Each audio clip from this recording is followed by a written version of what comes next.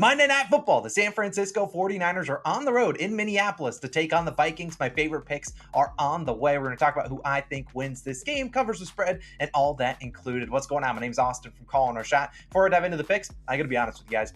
Sunday was not a good week. I have had a bad start to the season, and I know it's going to turn around. It always does. We have bad, stretches, but it feels like we can't get out of it. And I'm feeling like we really need a 2-0 day in the worst way. I'm watching DeAndre Swift over here. We need his rushing attempts in the worst way as well. But we're going 2-0 tonight. I'm not going to promote anything. Let's dive into the picks. The first one is going to be a man by the name of Brandon Aiyuk. I like his over 70.5 receiving yards, minus 114 on FanDuel. Now, this line could change because, like we do know, there is some injury status going into here. What we do know is that Deebo Samuel is officially out. He's out at least the next 2 weeks, then the bye week for the 49ers. We'll see if he's back after that. Now, what I don't know is recording this Sunday night.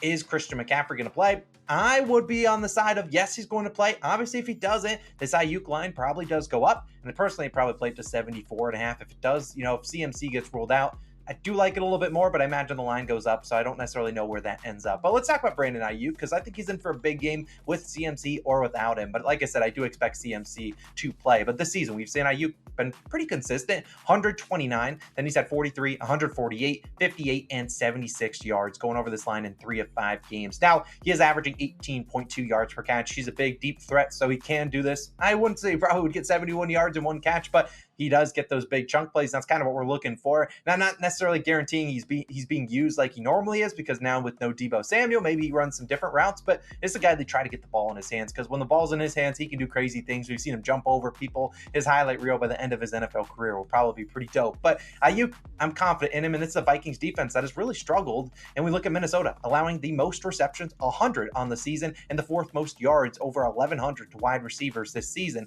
That's just through 6 weeks. They've been getting exploited by opposing offenses, especially to the wide receivers. They're okay stopping the ground game, but I mean, honestly, if you're the Vikings, your number one thing is got to be stopping the ground game. And we saw last week when the 49ers saw, the Browns defense were able to stop that ground game. Granted, CMC and Deebo did get hurt in that game, but when they stopped the run, they made Brock Purdy beat them. They had some success rushing the passer. Now, unfortunately for the Vikings, they don't have a guy like Myles Garrett, who is a game wrecker, but I think still at the end of the day, they're going to try to stop the run first and foremost. I think that gives Aiyuk some open lanes down the middle, down the seam, and we've seen Aiyuk, you look at his receptions line, set to 4.5, about the sharpest books in the world have that at minus 175. We've seen 22 career games with 5 or more receptions. Aiyuk, 70 plus receiving yards in 18 of those games. So when he has the ball in his hands, he does well. Well, here's some rocket scientists for you, but like a great hit rate there. I'm not necessarily guaranteeing he gets 5 receptions, but the books would say it's a pretty good bet that he does get 5, and I like our chances with this yards prop.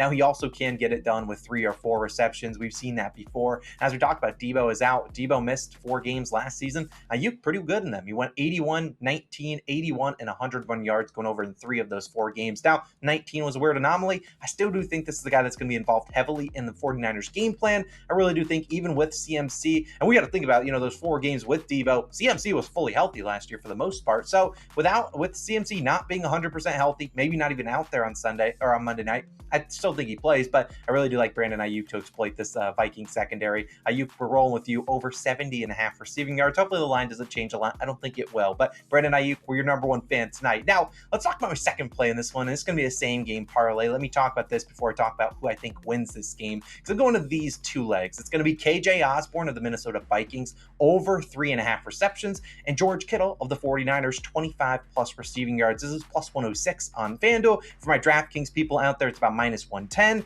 This was actually my second favorite prop on the board, was KJ Osborne's over in reception. So if you're on maybe a daily fantasy app, you can probably take, I imagine his line is going to be at 4. I think he gets at least 4 receptions with a chance for 5 or more. I'll talk about why in a second. George Kittle, I think throwing in there is my juice reducer. You can throw in whatever leg you want. If you want 49ers money line, you might get better value, but based on how the Sunday has gone for some games, I don't want to really touch the outcome for this game. Instead, I'll count on George Kittle and KJ Osborne. We'll talk about George Kittle second, but let's talk about KJ Osborne, because his offense, just like the 49ers missing Deebo, they're missing Justin Jefferson, and KJ Osborne's going to have to pick up the slack for him. We've seen him do that last 2 weeks, 4 receptions on 5 targets last week in a weird game against the Bears, and then 5 receptions on 9 targets the week before against the Chiefs. I anticipate this being more of a Chiefs-like game than we expect with them against the Bears, which was a weird game last week. And the 49ers are a team that allows the 5th fewest rushing yards per game.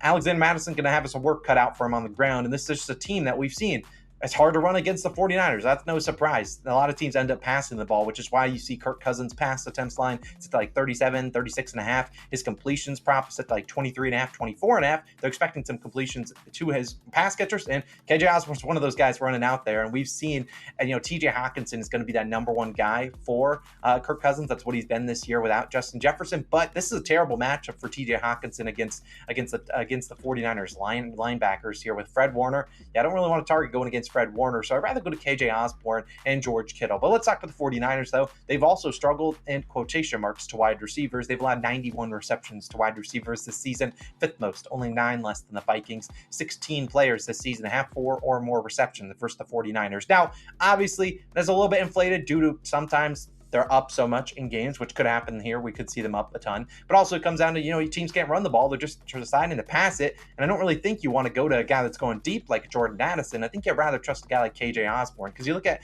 Osborne, just an 8.6 yards average depth of target, whereas Addison's more closer to 12. And I know Kirk Cousins is not going to have a lot of time back there. So we need guys that are running shorter routes, which is why I assume Alexander Madison and TJ Hockenson will get the receptions. I don't know if they get a ton of yards, but KJ Osborne is going to be that guy, and I prefer him over a guy like Jordan Addison because they have a better chemistry. KJ Osborne's been there for a while, and we look at the 49ers, they're favored. I think Minnesota's going to be throwing the ball a lot. Now, I do have a little bit of a conspiracy theory, so if you want to skip through this part, you can, but here's my conspiracy theory.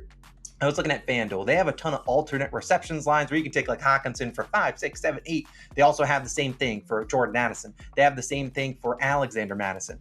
But KJ Osborne, a guy that runs the most routes on the team, does not have an alt receptions line, does not have an alternate receiving yards line.